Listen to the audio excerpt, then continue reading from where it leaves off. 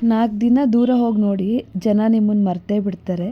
ಜೀವನವಿಡೀ ಮನುಷ್ಯ ತಾನು ಎಲ್ರಿಗೂ ಬೇಕಾಗಿರೋನು ಅನ್ನೋ ಭ್ರಮೇಲೇ ಇರ್ತಾನೆ.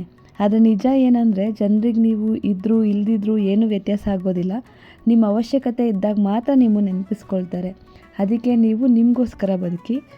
Hello everyone, welcome back to Ramya Manu Gowda YouTube channel. Day 5 mini log ಇದಾಗಿರುತ್ತೆ.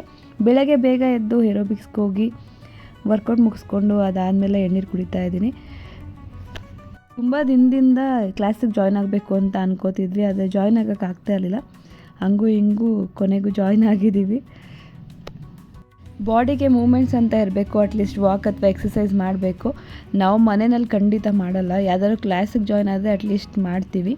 ಇನ್ನು ವಾಕ್ ಮಾಡೋದಕ್ಕೂ ಅಷ್ಟೇ, ಒಂದೊಂದು ದಿನ ಹೋಗ್ತಿದ್ವಿ, ಒಂದೊಂದು ದಿನ ಸ್ಕಿಪ್ ಆಗ್ತಿತ್ತು. ಫೈನಲಿ ಜೊತೆಗಿದ್ರೆ ಚೆನ್ನಾಗಿರುತ್ತೆ ಅಂತೇಳಿ ನಾನು ನನ್ನ ತಂಗಿ ಇಬ್ಬರು ಹೋಗ್ತಾ ಇದ್ದೀವಿ. ಬೆಳಗ್ಗೆ ಬೇಗ ಎದ್ದೇಳಬೇಕಾದ್ರೆ ಕಷ್ಟ ಅಂತ ಅನಿಸ್ತಿರುತ್ತೆ, ಆದರೆ ಎದ್ದಾದ್ಮೇಲೆ ತುಂಬ ಖುಷಿಯಾಗಿರುತ್ತೆ. ಆ ಡೇ ಪೂರ್ತಿ ಫುಲ್ ಎನರ್ಜೆಟಿಕ್ ಆಗಿರ್ತೀವಿ, ಫುಲ್ಲು ಖುಷಿಯಾಗಿರ್ತೀವಿ. ಬಟ್ ಎದ್ದೇಳೋ ತನಕ ಸ್ವಲ್ಪ ಹಿಂಸೆ ಅನಿಸ್ತಿರುತ್ತೆ. ಇವಾಗ ಚಳಿ ಬೇರೆ. ಇವತ್ತು ತಿಂಡಿಗೆ ಆಲೂಗೆಡ್ಡೆ ಪಲ್ಯ, ಚಟ್ನಿ ಹಾಗೆ ದೋಸೆ ರೆಡಿ ಮಾಡ್ಕೊತಾ ಇದ್ದೀನಿ. ಸೊ ದೋಸೆ ಏನಂತಂದರೆ ಪುಟ್ಟದಾಗಿ ಸೆಟ್ ದೋಸೆ ಥರ ಹಾಕಿದ್ರೆ ಮಧ್ಯಾಹ್ನ ಲಂಚ್ ಬಾಕ್ಸಿಗೆ ಕಟ್ಟಿದಾಗ ತಿನ್ನೋದಕ್ಕೆ ಚೆನ್ನಾಗಿರುತ್ತೆ. ಇಲ್ಲಾಂದರೆ ಅದು ತಿನ್ನೋದಕ್ಕೆ ಅಷ್ಟು ಚೆನ್ನಾಗಿರಲ್ಲ ಅಂಥೇಳಿ ಸ್ವಲ್ಪ ಪುಟ್ಟದಾಗಿ ಸೆಟ್ ದೋಸೆ ಥರ ಹಾಕ್ಕೊಡ್ತಾ ಇದ್ದೀನಿ ನನ್ನ ಮಗಳಿಗೆ.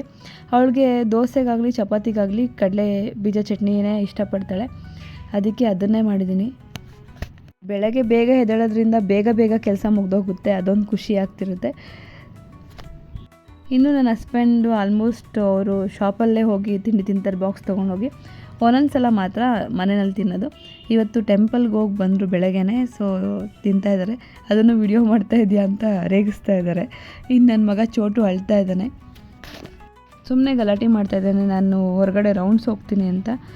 ಸರಿ ಬಾ ಇಲ್ಲಿ ಅಂತ ಒಂದು ಸ್ವಲ್ಪ ಎತ್ಕೊಂಡು ಸಮಾಧಾನ ಮಾಡ್ತಾಯಿದ್ದೀನಿ. ಅವ್ನು ಬೇಗ ತಿಂಡಿ ತಿನ್ನಲ್ಲ, ಅವ್ನಿಗೆ ಹೊಟ್ಟೆ ಹಸುವಾಗಬೇಕು, ಆವಾಗಲೇ ಅವ್ನು ತಿನ್ನೋದು. ಅವನೇ ಬಂದು ಕೇಳ್ತಾನಮ್ಮ ಹೊಟ್ಟೆ ಹಸುವಾಗ್ತಿದೆ ಅಂತ, ಆವಾಗಲೇ ಹಿಡಿದು ಕೂರಿಸಿ ತಿನ್ನಿಸೋದು.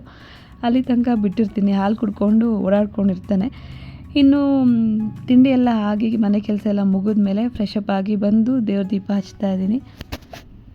ನಮ್ಮ ಮನೆಯಲ್ಲಿ ರೆಗ್ಯುಲರಾಗಿ ನಮ್ಮ ಅಪ್ಪನೇ ದೇವ್ರ ಪೂಜೆ ಮಾಡೋದು. ಅವರು ಕೆಲ್ಸಕ್ಕೆ ಹೋಗೋ ಸ್ಟಾಪ್ ಮಾಡಿದಾಗಿಂದ ಅವರೇ ಜಾಸ್ತಿ ಪೂಜೆ ಮಾಡ್ತಾರೆ. ಅವ್ರು ಇಲ್ಲದೇ ಇದ್ದಾಗ ನಾನು ಹಚ್ತೀನಿ ಅಷ್ಟೇ. ನಾನು ಆಲ್ಮೋಸ್ಟ್ ಶಾಪಲ್ಲಿ ಹಚ್ತಾ ಇರ್ತೀನಿ.